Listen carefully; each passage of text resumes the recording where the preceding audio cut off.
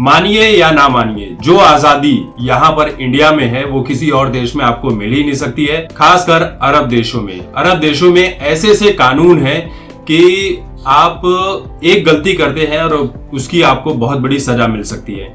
India में तो लोग किसी के ऊपर भी कुछ भी बोल देते हैं, चाहे धर्म ग्रंथों के ऊपर कुछ बोल देते हैं, हिंदू धर्म के ऊपर कुछ बोल देते हैं, या एक दूसरे के धर्म के ऊपर हमले करते हुए नजर आते हैं, या अपने फिल्मों में कुछ भी गलत चीज दिखा देते हैं, अश्लीलता परोस देते हैं। यही वजह है कि जब दीपिका पादुकोण की बिकनी को लेकर जो बवाल चल रहा है और उसके रंगों को लेकर जो बवाल चल रहा है, जो अश्लीलता परोसी गई है पठान फिल्म में, इस गाने में, तो यहाँ पर तो दीपिका पादुकोण का बस विरोध ही हो रहा है, बाकी उन्हें कोई सजा नहीं मिल रही है और आज तक किसी बॉलीवुड वालों को सजा मिली भी नहीं है।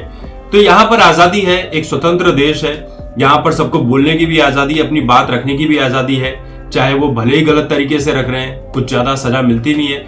यही वजह है कि जब कतर गई, वो कतर वही देश जहां पर फीफा फुटबॉल वर्ल्ड कप का फाइनल हुआ था, तो दीपिका पादुकोण जब उस ट्रॉफी को लॉन्च करने गई, कि फोटो निकलवाने गई, तो वो पूरे कपड़े पहन कर गई थी, ऊपर से लेकर नीचे तक वो तन बदन उनका ढका हुआ था।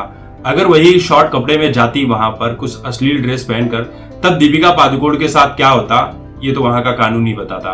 यही गलती कर दी है उर्फी जावेद ने।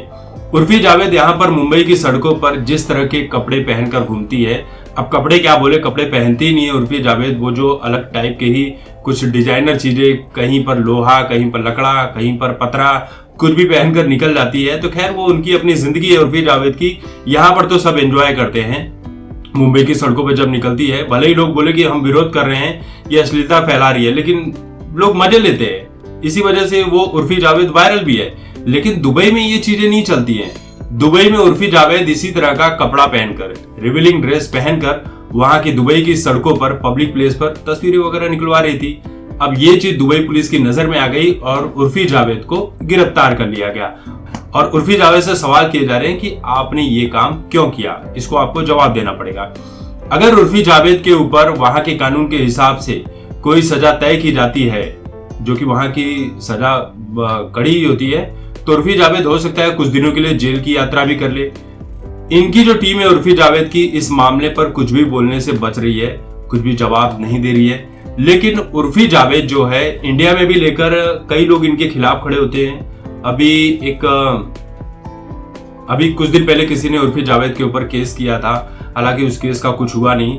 देखिए, बॉलीवुड वालों के ऊपर आप कितने भी केस कर लीजिए, उनके ऊपर केस करना ये होता है कि एक तरह का आप पीआर समझ लीजिए।